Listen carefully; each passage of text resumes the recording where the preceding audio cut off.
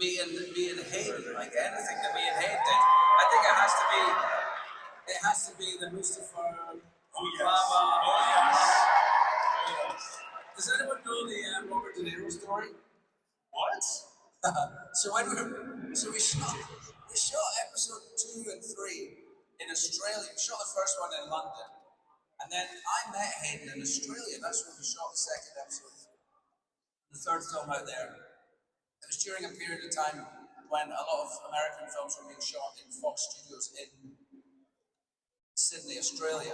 It must have been financially attractive to do so. It doesn't happen now as much, I think. So we were in Australia and we shot the film, and then we shot episode 3. We finished, but we came back. George always liked to have like 2 or 3 weeks of extra. I don't like to call it reshoots, but additional photography. There we go. And he would do that in London. I don't know why, but he did it in London.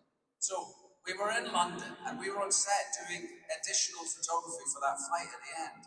And it involved, we came on set and it was like a disc off the ground by about half a foot or something. Okay.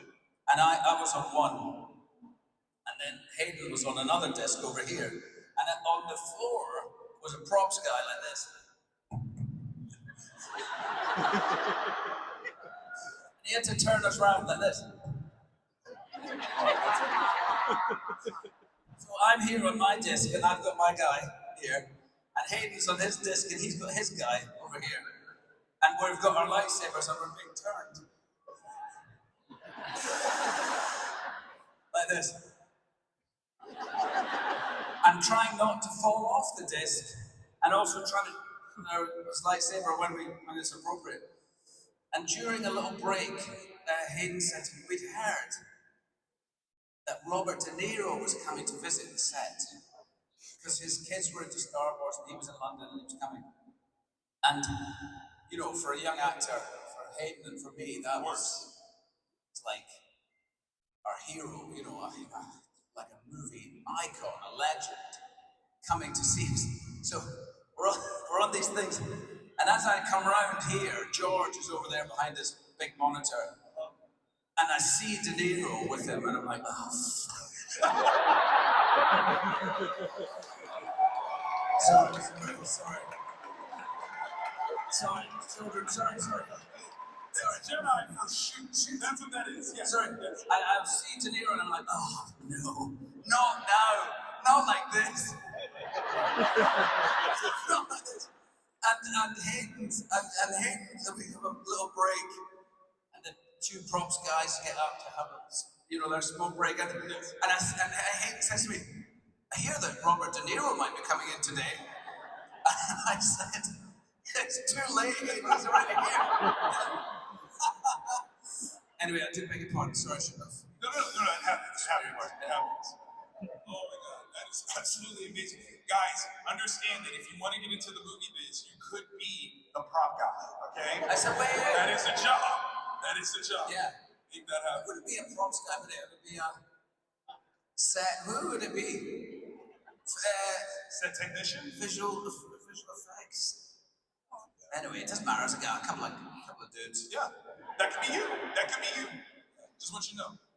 Okay, so you come back to the character in the series Obi-Wan on Disney Plus. Make some noise for that one time. What was something that you wanted to show that Obi-Wan had learned in his time, in exile? What was something you wanted to bring to his characterization when you last played the role? Well, it was a really exciting proposition to play. And my very first meeting with Lucasfilm about it was about taking this character that we know as a fighter, as a general, as a sort of proficient Jedi, by the rules, and sort of take him to a broken place. If you think about what's happened to him since the end of the prequels, the very end of the prequels, he's lost. The amount of loss that he's gone through is massive. Huge. And the people that who haven't passed, that he knew and loved, are in hiding and they can't afford to communicate with each other. So he's totally I wanted to, I mean, there were some really interesting ideas. We settled on what we settled on, which I'm very happy with. I liked very much the story told. But you know, the idea of taking him to a place where he's doubting. I suppose it's like doubting his faith, isn't it? Like, and through that storyline, he gets it back. But really, it's safer for everybody involved if he just lives this quiet life and sort of turn you know, imagine Obi-Wan not practicing the Force and not practicing his craft. So I thought that was really interesting. And then it was fun to play him as a sort of not a very good father figure, you know. He's not a very capable dad who becomes a capable dad. Very much a piece which I also thought was fun to play. Absolutely, absolutely. And playing against Vivian was absolutely beautiful. And they're brilliant. She's stunning. Yeah. Yes, make some noise for Vivian. Yeah. Now, was there anything that you wanted to report to her as a new actor joining this huge franchise that you kind of wanted to, you know, give her as kind of an insight? Well, it's funny. It's not the kind of thing that happens. You know, an actor like Vivian, who's young, she'd already done some work. She was by no means a rookie. You know, she's already made some movies by the time we did that. You know, she's just as responsive. She's got the same responsibility on her shoulders as I have to be a believable character in the story and to, you know, it's not. That's what's beautiful about acting, really, is that you can be an 80-year-old actor or an 8-year-old actor, and you have the same responsibility on your shoulders, you know. And I've never thought it's really for anybody to get. You know, I've taken it upon myself to look out for actors on the sets that I'm on, especially if you're the leading actor in something. I think that's your duty, you know, to make sure that everybody feels safe on set, to make sure everybody feels, you know, can do their best work without feeling nervous. And oftentimes it's the actor that comes in who's got a line, or they're, you know, a hotel receptionist, they've got one scene, you know, and they turn up on set. We've all been working for months and they come in. That's a hugely difficult thing to do. So I'm always aware of that, and I support the actors, but I don't impart wisdom. I know that sort of like, you could. Now listen here, what you should do, what you should do in this instance. And no, I would never do that. She didn't require it either. I was there for her always, and you know, and she was there for me too. You know, she was cool. And she's a brilliant actor to work with. Absolutely sweet. Make some noise one more time. Now, I'm so jet lagged. It's so surreal sitting up here, like, wow. Okay, I'm not going to say anything so silly. No. This is all again. This is all beautiful. Now, being a part of the franchise is one thing, but are you a fan of Star Wars as well? Yes. Okay, good. That would make this next question really awkward. What is your favorite installment that you're not a part of? Well, I like watching my wife, you know. So I really enjoyed this whole. I thought it was really good. It's so funny, like you know, she's shooting the second season now, and is that a secret? No. I think people knew that, didn't they? Did we know that? Yes, we knew that. Yes, Disney, we knew that already. Well, she is. Anyway. And so I just finished doing a play, so I'm at home with our son who's 4, and I take him to school and everything, and then I'm you know, bundling around the house, and I'll FaceTime her, and I forget that she's going to be green, you know. So she pops up, and I'm like, oh my God, oh yes. You know, often she's in her trailer without all the head stuff on, but she's just green, you know. This very beautiful green lady, so I love that, and I really liked Andor. I really liked it. I didn't watch it when it came out. I don't know, because it came out. It felt like it came out at a very similar time to the Obi-Wan series, and so I didn't watch it then. But I I caught up with it recently, and I watched the first, like a few months ago. I watched the first episode, and I was like, God, that's interesting. And then I think over about 3 days, I watched all of season 1 and all of season 2. Like, where is Dad? I mean, he's in the lounge watching Outdoor, I can't get my son to watch it. He's only 4. I'm like, come on, son. Yes. Let's watch Outdoor again, It's important. Watch something appropriate for me. This is appropriate. You gotta know about the Empire. Come on. I like that very much. I thought it was great. And I've liked all of them, but I can't, we've got this book, we found this book in a charity shop in London, which is, it's obviously been done from the stills from the movie, or they've picked freeze framed and then sort of drawn over. Well, it's probably not an official piece of Star Wars. Well, anyway, it's got the story of the original 3 movies, but written out for a kid, with pictures, and then over on this side there's buttons you press for different noises. So when it's got the sand people, you press the sand people, right? And it's got Darth Vader, and he can press Darth Vader. And so in between the words, it's got these little pictures and he presses the sound effects.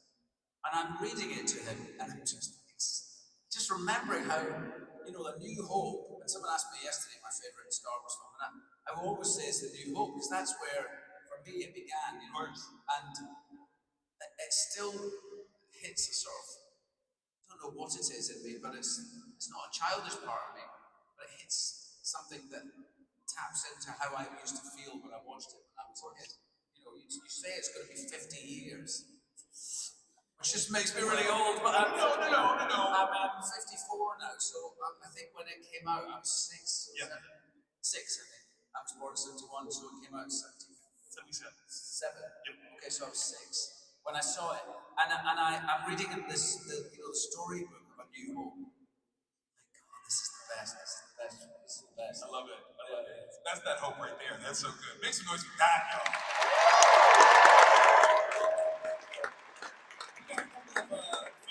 Questions, and I definitely want to throw these out here. You've done multiple televised motorcycle trips. What draws you to motorcycles, and what's the funniest or most unexpected thing that's happened to you on your motorcycle travels?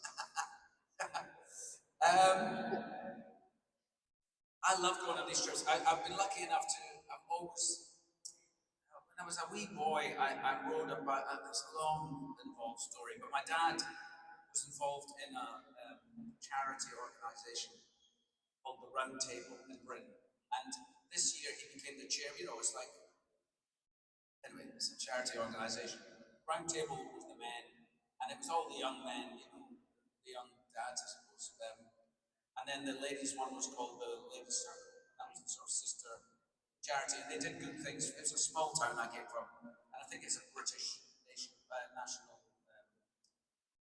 Stop talking about the Round Table. You just get on with it. So this one year, he did this thing where he would he would try and make kids, if someone wanted to do something, he would try and make it happen. Of course. And so it was just on a small scale. But this one kid wanted to ride a motorbike, and so my dad's friend Gordon Halley was a trials bike rider, and he had some motorbikes. And he had this little 50cc bike.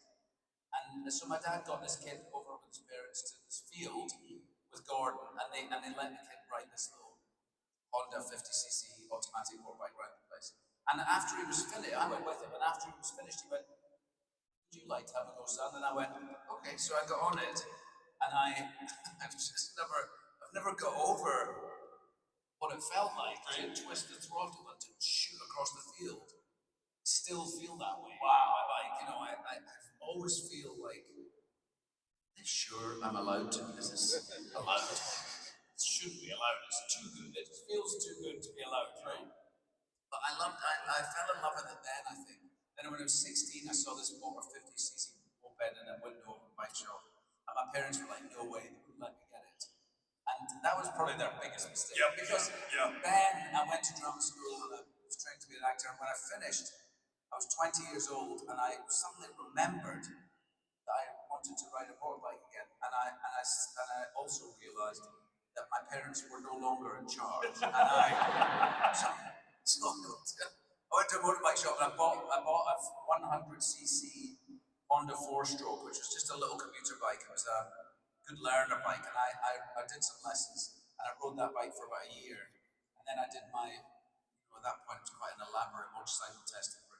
Didn't pass the test, and my parents would come and visit me, and I'd park. It was outside on the sidewalk outside the house, my flat. I mean, and there was a girl who lived upstairs with me called Elska, and whenever my parents were coming down, I'd knock on her door and I'd say, "Can I bring my bike stuff up?" And so I'd take my helmet, and my gloves, and my motorbike jackets, and I'd leave them in her place. When my parents came, so I didn't get in trouble. They didn't know.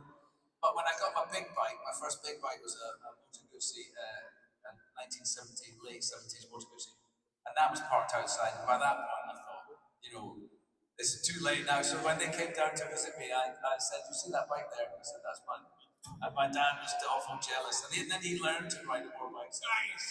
That's why he told you no at first, because he was going to ride that bike. They just thought I would, like all responsible parents, it's a dangerous thing to do, and they didn't want me to get hurt. Little did they know that it would burn in me, and then I'd ride, 3 million miles around the world. Right. That's right.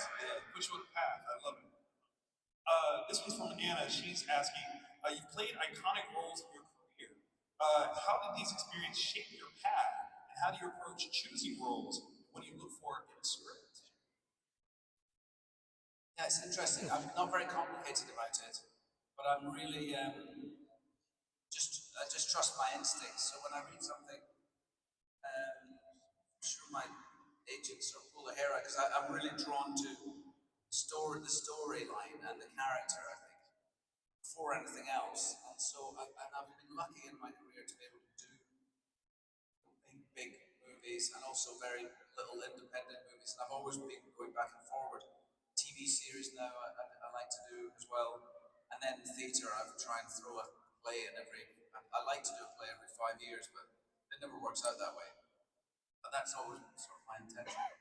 So I'm just drawn to storytelling. I think we're so lucky to be able to tell stories.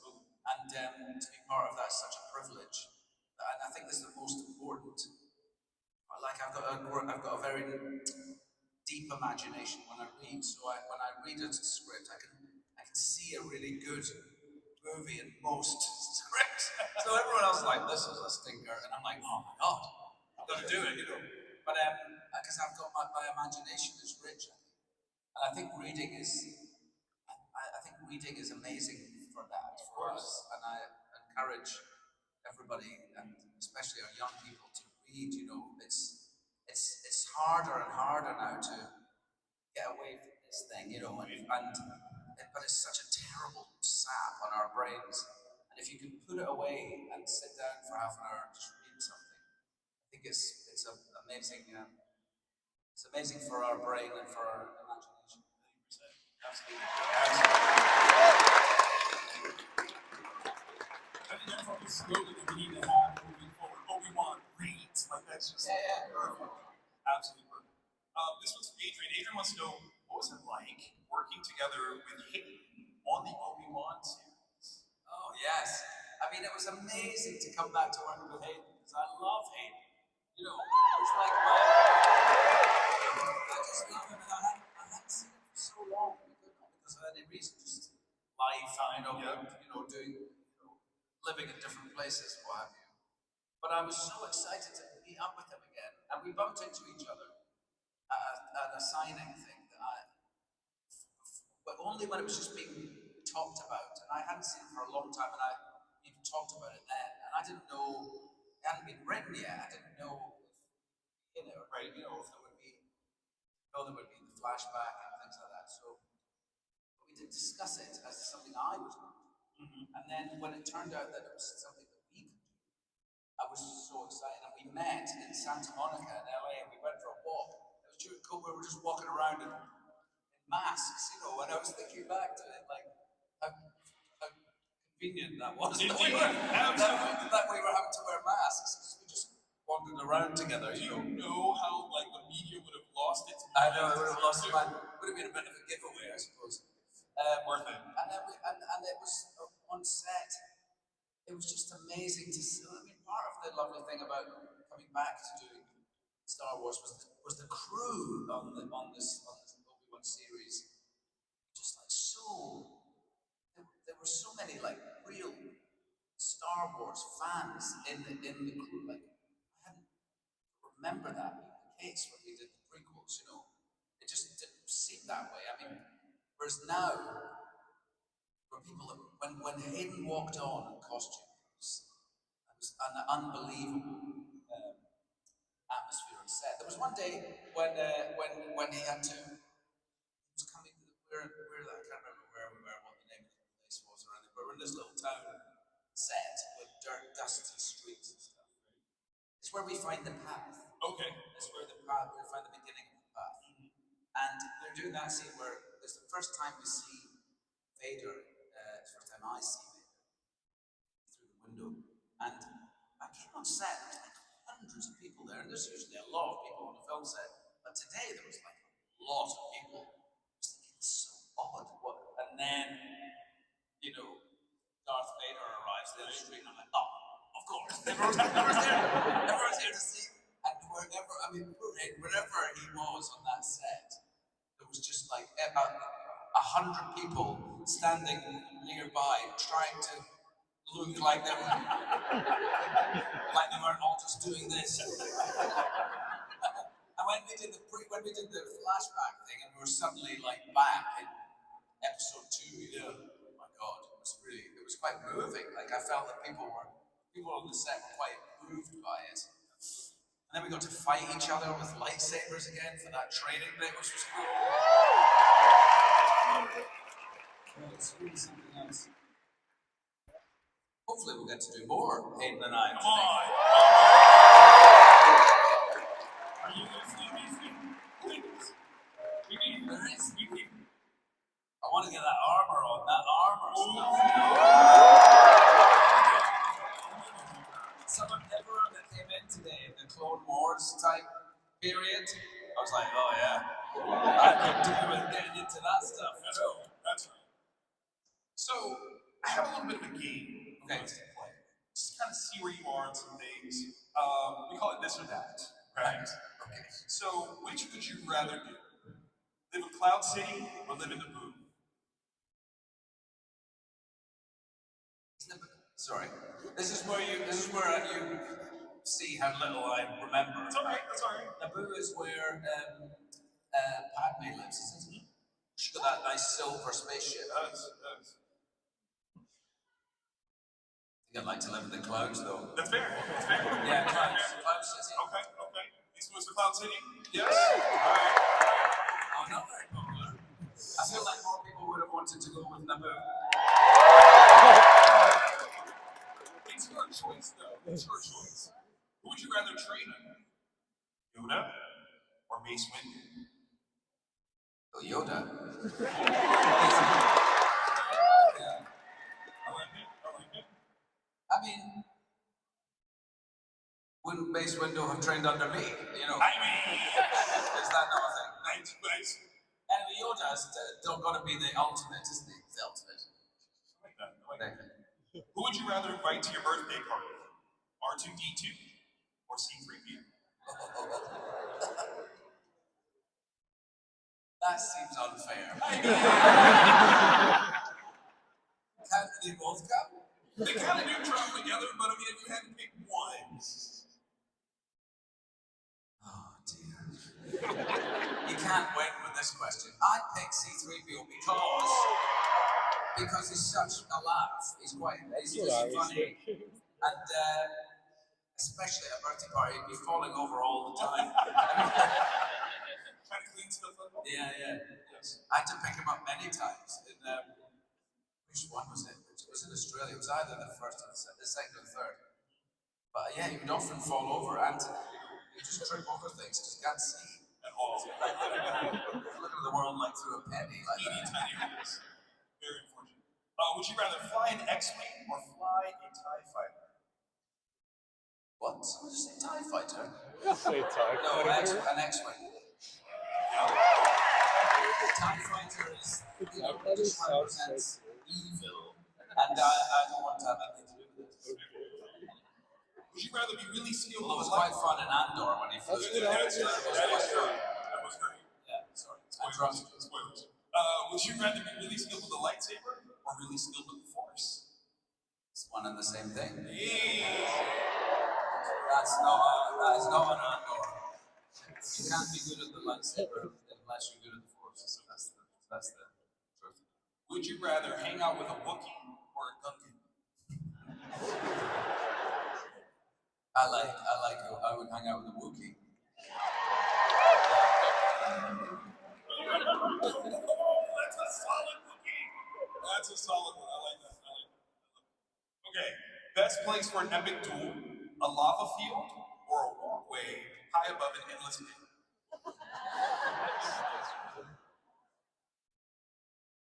Well,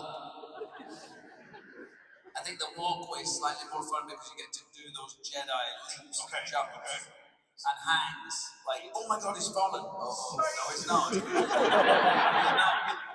Because he's here like this, right? Or on that spike, like, look, on that spike underneath at the end of, That's right. Holding onto the aerial, the antennae. That's right.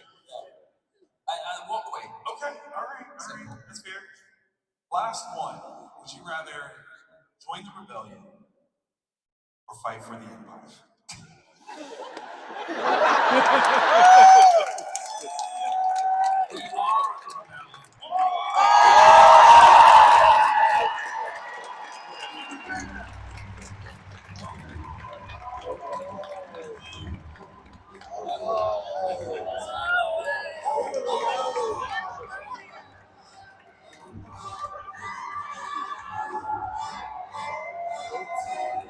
So, friends,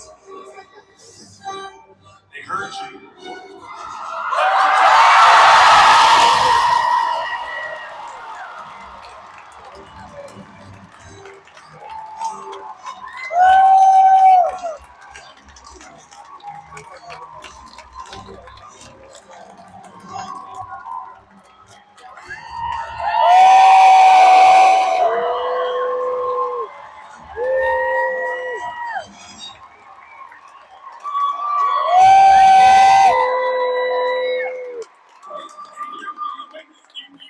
You ran him off.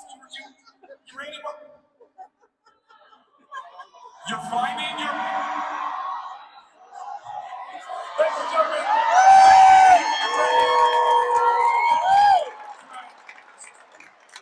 So good to see you, man. Oh my goodness.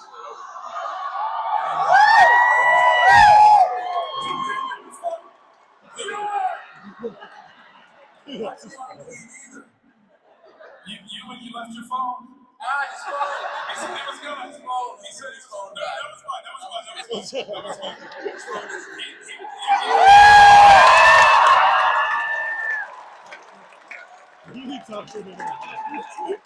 I did want to ask you a question together.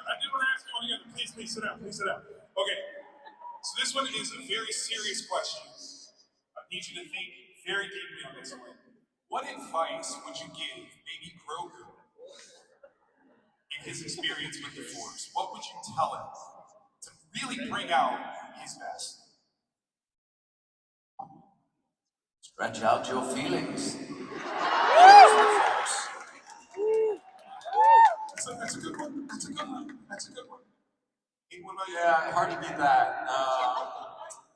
I guess patience. Patience was, you always tried to teach me patience, so I would impart the same wisdom, I think. I tried. Pretty good. He's not too bad. He's still here. You know what I'm saying? That's very important. That was awesome. Patience is a good one. And stretching, yeah, I like that.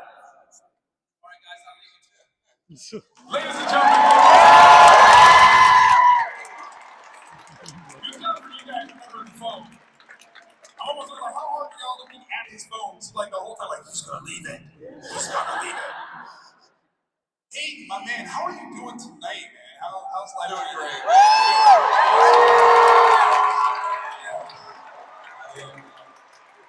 I love getting to come to these conventions, but this one has been especially special. So nice to meet so many of you. We are thoroughly excited to have you with us. As I get these notes together, we gotta make sure this is on point.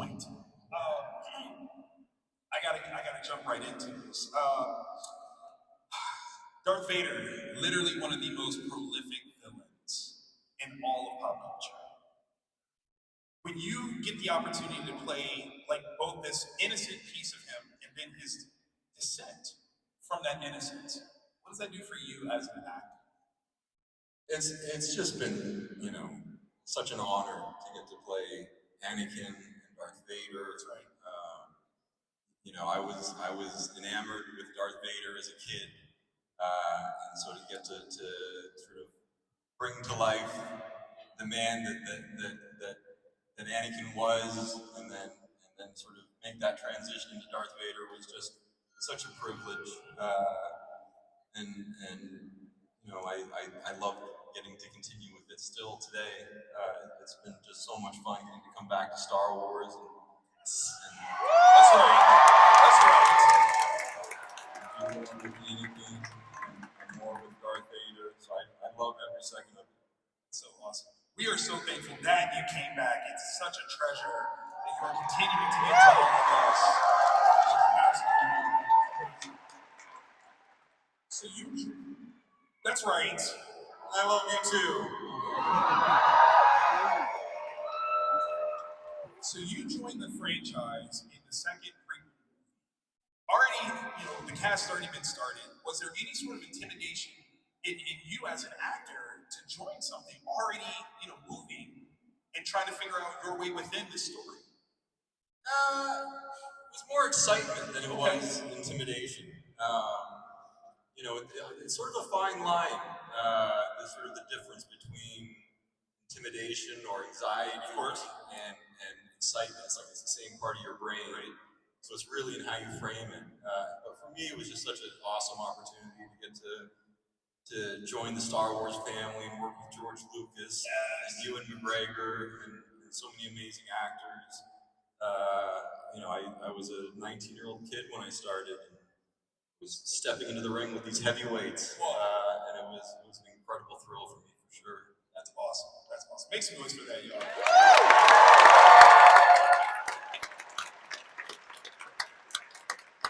And I think when you frame it like that, especially, it recontextualizes how magnificent this opportunity truly was.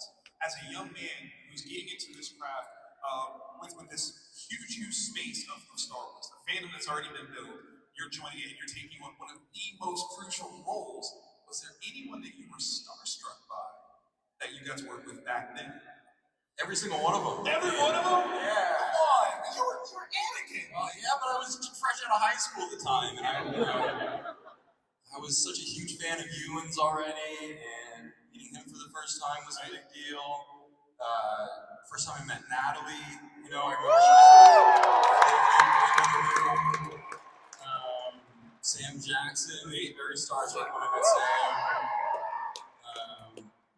It was just an incredible learning experience for me. And I tried to sort of downplay, how starstruck I was. I got you. But they were all so cool, and we kind of quickly became friends. And they're just all really nice, genuinely nice people. So that made it a lot easier for me. That's awesome. I love it. You can clap for that too. You're allowed.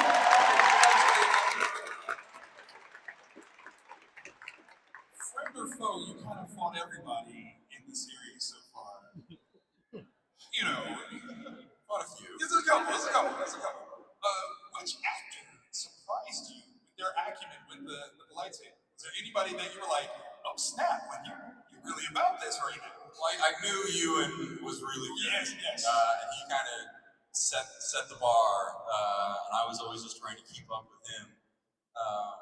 But I was quite taken with Rosario when I got to surprisingly good with two lightsabers. That's another level. It's very difficult to do two at the same time, and she made it look easy. So she was great. Okay. Was there somebody that you didn't get to fight that you wish you got to fight? Yoda. Oh! See him in episode 3, and he's just buzzing all over the place. That would have been a fun fight, I think. I would love to see that fight actually. Somewhere in the multiverse, it's gotta happen. the turning force in Obi-Wan shows that there's still so much of Anakin's story left untold. If there was an opportunity to do a Vader spin-off or solo feature, would you be up for that? 100%.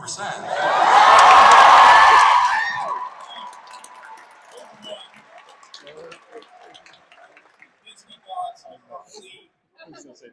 I would love to, yeah. So if the powers that be Yes. decide that that's something that they want to see, I would be there in a heartbeat. I love it. That was amazing.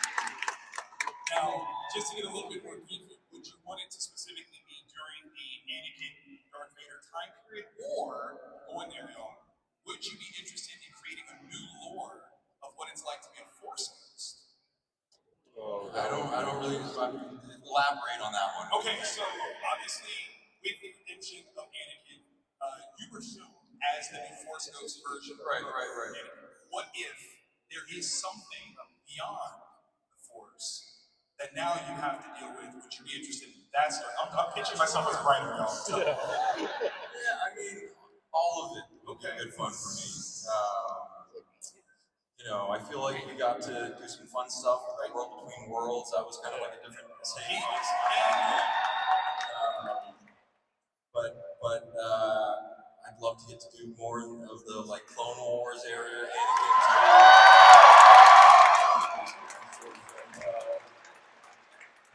Then I got to swing a lightsaber with Ewan again. Yes, that would be amazing.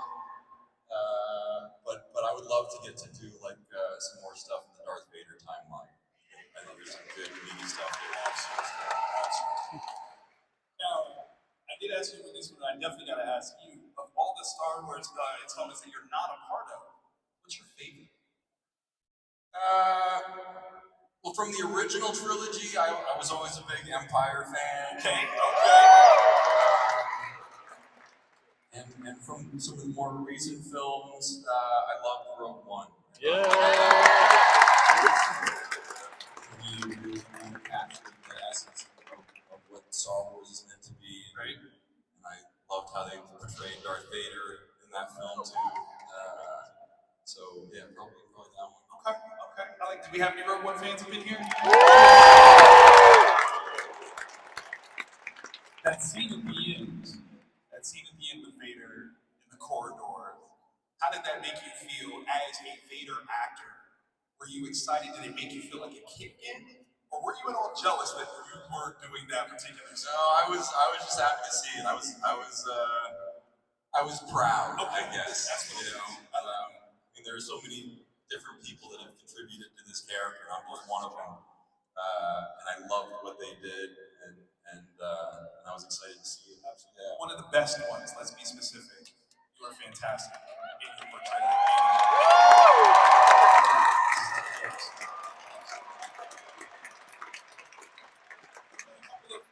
Questions I want to shoot at you here. We've got Ricky. Ricky wants to know, how did you approach the challenge of portraying the characters at different stages of their lives?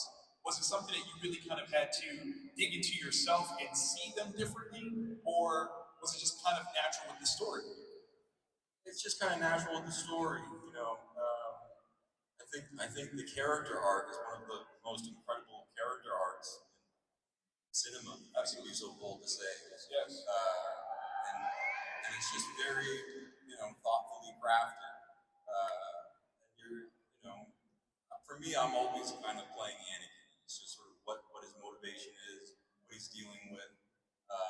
But I'm always sort of going back to kind of just the emotional core of how I see the character.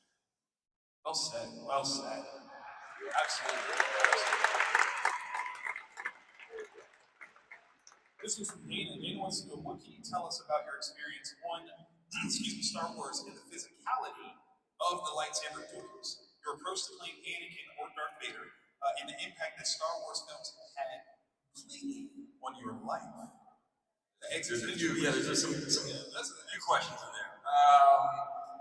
The physicality of the character is it's so important for my portrayal is sort of feeling physically fit to play him.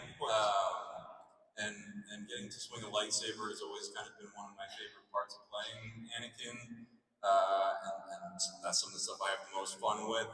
but you know, it's months of training that go into it, and that's a really important process to just sort of like starting to really feel the characters. You know, after like a couple of months of swinging the lightsaber, you know, you feel it. Yeah, love that. And yeah, so I really enjoy that part of it. What was the other? So the other part was the impact that Star Wars films have had on your life. That's a huge I mean, hard to sort of really put that into words. It's been immense. Star Wars has had such a massive impact on my life. You know, getting to be here with all of you is such a meaningful thing for me. Absolutely. Star Wars and George Lucas, and it's something that I'm very grateful for. And I hope to get to continue with it and continue to come to these conventions and share this experience with you. We thank you for the impact that you've given us through Star Wars, the impact that you've made on our lives. We appreciate you for that.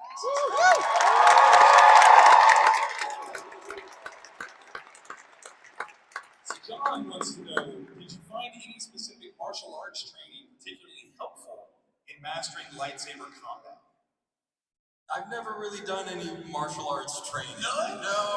I mean, when I was a little kid, I took some karate lessons. Fair. I didn't get very far with it. But no, I mean, every time I come back to the character, I'm kind of starting anew again. And, you know, it comes back to me pretty quick, but I'm not drawing upon any sort of understanding of a specific martial art. I really do rely on the stunt team, the fight choreographers, to kind of teach me how to do it every time. It's a learning process, and you know, it's like anything. You spend the time with it, and you learn these new skills, and it's very much a new skill for me. I love that, and you know, I love getting to do it. That's fantastic, especially because if you approach it every time as something new, you always get an opportunity to advance yourself without even trying, because you're always wide open to it. That's brilliant. Absolutely, yeah. But if you see me like early days in my training session, it does not look like Anakin Skywalker. it takes us a while to get there. But thankfully, they afford me that time. Nothing wrong with that. This one's from Chris. Chris wants to know, did you ever imagine the level of impact and legacy the prequels would have on fans? Obviously, you start off with the original trilogy, diehards, right? But the prequels have held their own, and it's been fantastic to see new generations find them. Yeah, it's really been just a really beautiful experience, getting to sort of see the affection that you all have for those films. You know, when we were making them, that was what we hoped for. We hoped that we could create something that would resonate on sort of the same level as the original trilogy. And, you know, now 20 years later, to get to come here and hear from so many of you about, the impact that those films have had on your lives, or how it's gotten you through a tough time, or it's a really special thing. And, as an actor, to get to be a part of something like that, it's a rare thing. And so, again, I'm just really grateful for it.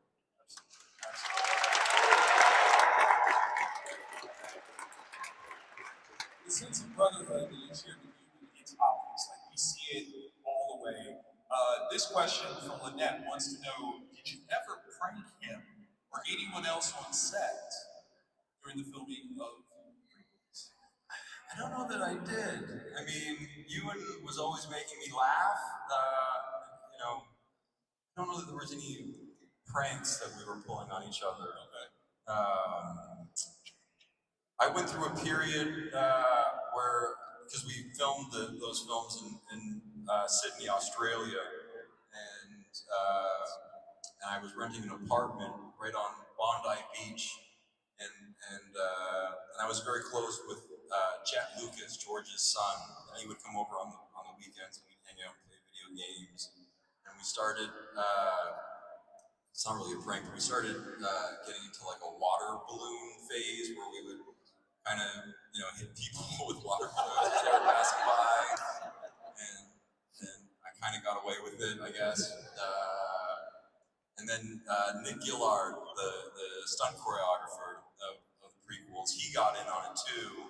And he was in an apartment right next to me, or very close by, and our balconies were within throwing distance of each other. So we used to, try to get each other when they were out on the balcony or something like that. That is awesome.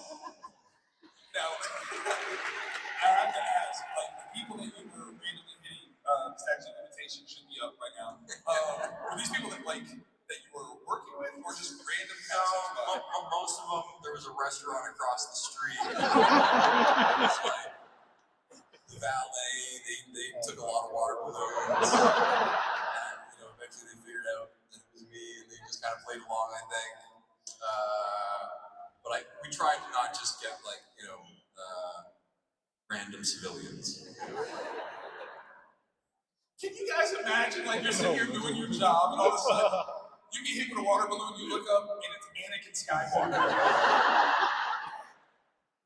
Knowing where that story goes, do you get mad? Do you get force choked? How do you deal with that? That's amazing. I would go and eat there, and they were all very friendly still, so I don't think they really minded. I was young, so. It's amazing. Okay, so we did play this or that game with you, and I definitely want to give you a chance to answer these questions. So, would you rather live in Cloud City or live in Naboo? Definitely Naboo. Okay. Any particular reason why you would pick Naboo? Naboo is a beautiful place. It is gorgeous. Yeah. Yes. The environment's there. Yeah. Gorgeous. Yeah, we filmed that in part of Italy called Lake Como. And it's a spectacularly beautiful place. Of course. And then you CGI and some waterfalls in the background, and it's perfect. I love it. It's very coy about Padme being there. He's just like, I'd like to see her. Who would you rather train under? Yoda or Obi-Wan? Definitely Obi-Wan. Okay. This one I feel like this one's me. Who would you rather invite to your birthday party? It is me, R2-D2, or C3. No. See? I don't know why you want me to choose. I love them both. Yes, indeed. I have a special connection to both of them. Yes. R2 is kind of my guy, right? I made C3, so I can say no to C3. They're both invited. There you go. Or we'll cheat and say BB-8. Yeah, there you go. We'll just reach into the future and we'll pull BB-8 with those two. Yeah. Okay. Which would you rather fly? X-Wing or a TIE Fighter? I think the TIE Fighters look really cool. Toys, but especially in Andor, they look awesome. Yeah, so I can go TIE Fighter. All right. Would you rather be skilled with a lightsaber or really skilled with the Force? Definitely skilled with the Force. Okay. I mean, there's only so much you can do with a lightsaber, and most of it you probably shouldn't be doing, so definitely more you can do with the Force. That's fair. More applications. Okay. Now, what would be your favorite application of the Force? Whether you did it personally or saw it in some form of media. Anakin's sort of, strongest ability with the Force was being able to sort of see into the future a little bit. And if I could have a little bit of that, I'd take it. Not too bad. Okay. I like that. Would you rather hang out with a Wookiee or a Gungan? I'm gonna go Wookiee. Okay. All right. What about you guys? Which would you rather do? Gungans are great too, don't get me wrong. Do we have any? I love me some Jar Jar. Right. Love me some Jar Jar. Okay. But I'd have a good time. Do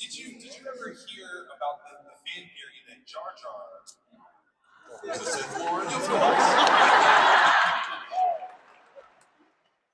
I don't know how much stock that theory holds, but I've seen some very impressive artwork. It's like super sinister and a little scary. Yeah, a little bit. Yeah. I like that. Okay, this needs me too. Best place for an epic duel, a lava field, or a walkway high above an endless pool. Lava field. Okay, I mean, what you're gonna do It's pretty epic. yes, like high ground aside, whatever. Like, listen, you were holding your own until I'm saying he cheated. He took the high ground.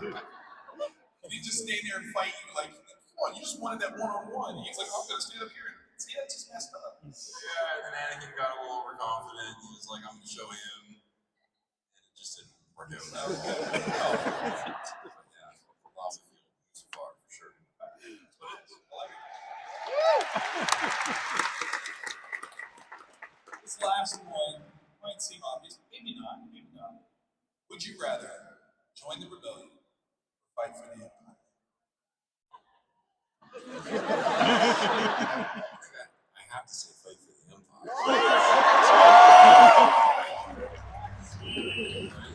So very well said. Ladies and gentlemen, I need y'all to join me in thanking Hayden Christensen for joining us tonight. So happy. Thank you so very much for all that you've given us in this franchise and beyond. You're amazing.